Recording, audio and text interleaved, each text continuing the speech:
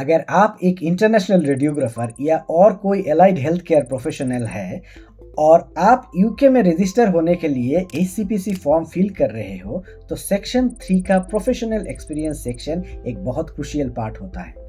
आज के इस वीडियो में हम बात करेंगे एचसीपीसी यूके रजिस्ट्रेशन के सेक्शन 3 प्रोफेशनल एक्सपीरियंस सेक्शन कैसे फिल किया जाता है।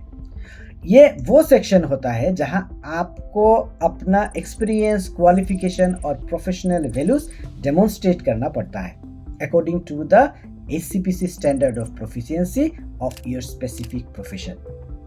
मतलब कि यही वो पार्ट है जहां आप आपको सेल करेंगे ताकि एचसीपीसी को समझ में आए कि आपका प्रोफाइल यूके का स्टैंडर्ड से मैच करता है। आज हम इस वीडियो में स्टेप बाय स्टेप डिस्कस करेंगे कि एचसीपीसी एप्लीकेशन का प्रोफेशनल एक्सपीरियंस सेक्शन में क्या लिखना है और किस तरह लिखने से आप एचसीपीसी स्टैंडर्ड मेंटेन कर पाएंगे। साथ में मैं आपको एक फॉर्मेट दूंगा जो देखकर आप खुद अपना प्रोफेशनल एक्सपीरियंस सेक्शन भी फिल कर पाएंगे। तो इस वीडियो एंड तक जरूर देखिएगा। हेलो माय डियर फ्रेंड्स, मैं हूं पार्थ ज्योति। यूके आने से पहले जब मैं एचसीपीसी रजिस्ट्रेशन के लिए फॉर्म फिल कर रहा था तो ये सेक्शन कैसे लिखूं उसको लेकर बहुत परेशानी में था। गूगल, यूट्यूब और इंटरनेट में बहुत ढूंढा लेकिन कोई सही गाइडेंस नहीं मिला। इसलिए मैंने सोचा आपके लिए स्टेप बाय स्टेप डिटेल्स में एक वीडियो बनाओ ताकि आपकी कंफ्यूजन दूर हो जाए। आपको ये सेक्शन पहले से ही रेडी करके रखना है वर्ड डॉक्यूमेंट में। जब फॉर्म फिल कर रहे होंगे तब सेक्शन 3 में आपको ये इंफॉर्मेशन पेस्ट कर देना है। आपका प्रोफेशनल एक्सपीरियंस लिखने का मतलब ये नहीं कि आपको जो मन में आए वो लिखें और ये भी नहीं कि आप आपके बारे में थोड़ा कम लिखें। इसलिए ये सेक्शन फिल करने से पहले हमको ये देखना है कि इस सेक्शन के बारे में एचसीपीसी के वेबसाइट में क्या इंफॉर्मेशन दिया हुआ है, क्योंकि वहां से ही हमको क्लियर एक आइडिया मिल सकता है। वेबसाइट में लिखा हुआ है कि इस सेक्शन में आप अपना professional details as much as possible दे सकते हो ताकि आपकी एक्सपीरियंस एचसीपीसी के स्टैंडर्ड ऑफ प्रोफिशिएंसी से मैचिंग हो। याद रहे कि यह सेक्शन 20,000 कैरेक्टर्स के नीचे रहना चाहिए। 20,000 characters is approximately 3,000 to 5,000 words depending on word length and spacing. This is roughly equivalent to 8 to 12 single paged pages। मतलब कि आपको पेज को लेकर घबराने का नहीं।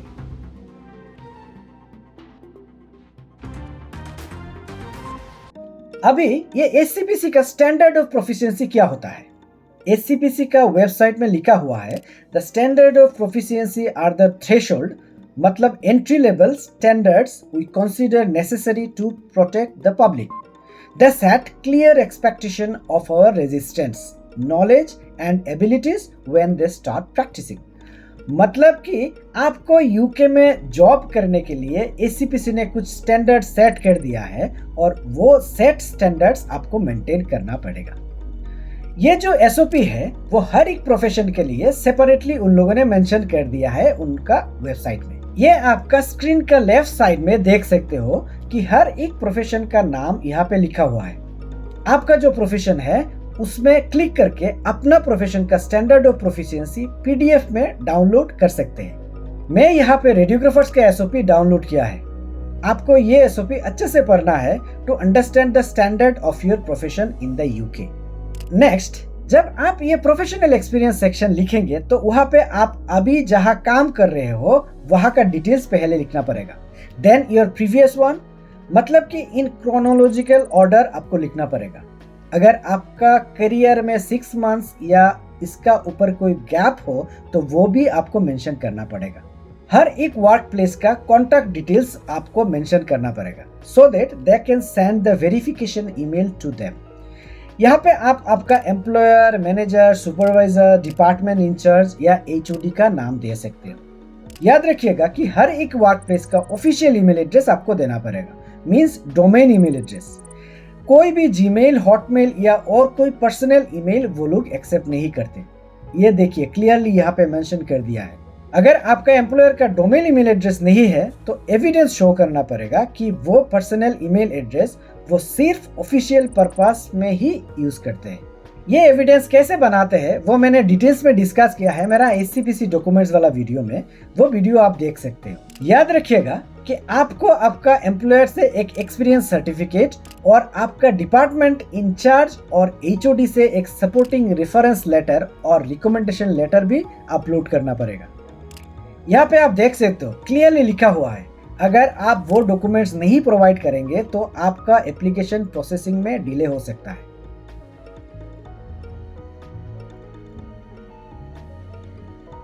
कैसे लिखते हैं ये डिस्कस करने से पहले एक इंपॉर्टेंट बात आपको कह देता हूँ। ये प्रोफेशनल एक्सपीरियंस सेक्शन का कोई परफेक्ट या एग्जैक्ट फॉर्मेट नहीं होता है।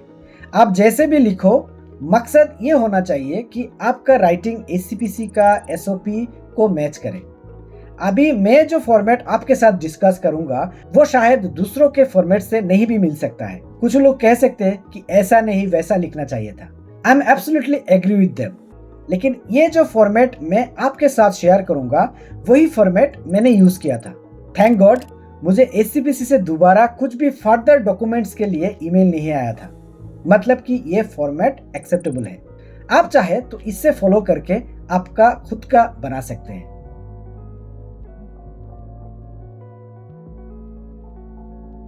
अब यहाँ पर सबसे इंपॉर्टेंट पार्ट आता है, कैसे आपका एक्सपीरियंस एससीपीसी के स्टैंडर्ड ऑफ प्रोफिशिएंसी के साथ मैच करना है।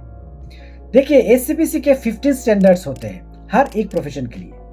आपको अपने काम के एग्जाम्पल से बताना है कि आप उन 15 स्टैंडर्ड्स को प्रैक्टिकली फॉलो करते हो। वो 15 स्टैंडर्ड्स आपको मैच करना पड़ेगा किसी ना किसी तरह से। ये देखिए यहाँ पे लिखा हुआ है, Professionals must meet all the standards of proficiency to register with us.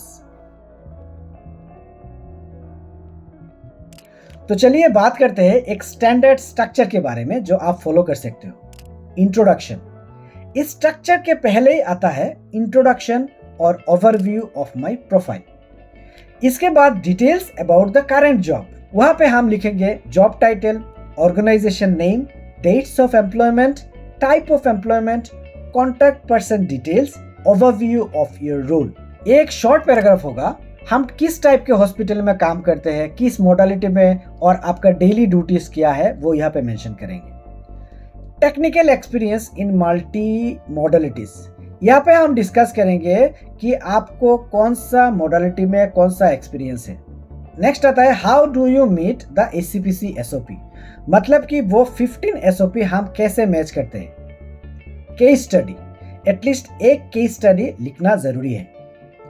की अचीवमेंट्स, आपने क्या अचीव किया है अभी तक, चाहे वो छोटा हो या बड़ा। नेक्स्ट आता है previous job, you have to write your previous jobs as well. अपने जितने सारे जॉब्स किए हैं अभी तक सबका डिटेल्स एक एक करके लिखना है यहाँ पर। देन आपका क्लिनिकल इंटर्नशिप, इसके बाद आता है प्रोफेशनल मेंबरशिप और society rules. Okay, then gaps in employment and then conclusion. तो चलिए आप देखते हैं मैंने कैसे इस स्ट्रक्चर से एक अच्छा सा प्रोफेशनल एक्सपीरियंस सेक्शन लिखा है। सबसे पहले आता है इंट्रोडक्शन। यहाँ आपको अपना शॉर्ट प्रोफेशनल बैकग्राउंड देना होता है। कौन हो आप, एक रेडियोग्राफर और एक फिजियो, कितने साल का एक्सपीरियंस है, कौन सी मॉडलिटीज में है और आपका पर्पस क्या है, एक सिंपल और प्रोफेशनल टोन में। ठीक है, इसके बाद आता है आपका करंट जॉब। देखिए यहाँ पे मैंने एससीपीसी ने जैसा कहा है वैसे ही लिखा है। इसके बाद आप थोड़ा ओवरव्यू लिख सकते हो। नेक्स्ट आता है आपका जो मेन इंपॉर्टेंट काम है, टेक्निकल स्किल। आपको क्या काम करना आता है, एक्सरे, सीटी एंड एमआरआई में क्या क्या करते हैं वगैरह वगैरह। यहाँ पे आपको जो भी पता है रिलेटेड टू योर एक्सपर्टीज वो लिख सकते हैं। नेक्स्ट आपको डिस्कस करना पड़ता है कि आप कैसे एससीपीसी के 15 स्टैंडर्ड ऑफ प्रोफिशिएंसी मैच करते हो। मैंने यहाँ पे 15 एसओपी का एग्जाम्पल लिखा है, आप ये देखकर अपना खुद का एग्जाम्पल लिख सकते हो। मैं हर एक एसओपी यहाँ पे डिस्कस नहीं करूँगा, otherwise this video is going to be a long one. मैं स्क्रीन पे ये फॉर्मेट दे रहा हूँ, आप पूरा डॉक्यूमेंट का स्क्रीनशॉट ले सकते हो, बाद में अपना हिसाब से यूज कर लेना। प्रोफेशनल एक्सपीरियंस सेक्शन में आप केस स्टडी भी इंक्लूड कर सकते हो। मैंने एक केस स्टडी इंक्लूड किया है, आप चाहे तो और भी केस स्टडीज इंक्लूड कर सकते हो और ये सेपरेटली भी कर सकते हो। नेक्स्ट आता है अचीवमेंट्स। ये पार्ट एसीपीसी एसेसर्स को दिखाते हैं कि आप एक्टिवली कंट्रीब्यूट करते हो, लीडरशिप क्वालिटीज है और अपने प्रैक्टिस को कंसिस्टेंटली इंप्रूव करते हो, इसलिए आपको रिकॉग्निशन एंड एप्रिसिएशन भी मिलती है। इसके बाद आपको आपका प्रीवियस जॉब्स के बारे में भी लिखना है, वहाँ पे आपका क्या रेस्पॉन्सिबिलिटीज था वो भी लिखना जरूरी है। नेक्स्ट आता है क्लिनिकल इंटर्नशिप डिटेल्स। ये मेंशन करना भूलिएगा मत, क्योंकि एसीपीसी चाहता है कि आपने क्लिनिकल ट्रेनिंग कंप्लीट की हो। इसके बाद अगर आपने कोई ऑर्गेनाइजेशनल रोल प्ले किया हो या कोई भी ऑर्गेनाइजेशन का मेंबर हो तो वो ऐड करना ज़रूरी होता है। जैसे मैं 4 years Indian society of radiographers and technologist ISRT का वाइस प्रेसिडेंट था, तो वो भी लिखा। ये शो करता है कि आप प्रोफेशनल के ग्रोथ और CPD के लिए एक्टिवली इन्वॉल्व हो। अगर आपका कोई गैप हो 6 मंथ्स के ऊपर तो वो मेंशन करो। मेरा कोई गैप नहीं था तो मैंने नहीं लिखा। एंड में एक स्ट्रॉन्ग कंक्लूजन लिखना बहुत इंपॉर्टेंट है। आप अपना समरी लिखो कि आपका स्किल एक्सपीरियंस एसीपीसी स्टैंडर्ड के साथ अलाइन करती है। तो ये था details about how to fill the professional experience section. एक बात याद रखिएगा, ये सेक्शन लिखते वक्त आप ChatGPT या और कोई प्लेटफॉर्म से डायरेक्ट कॉपी नहीं कर सकते, क्योंकि एसीपीसी प्लैगरिज्म चेक करता है। कुछ चीटिंग करेंगे तो पकड़े जाएंगे।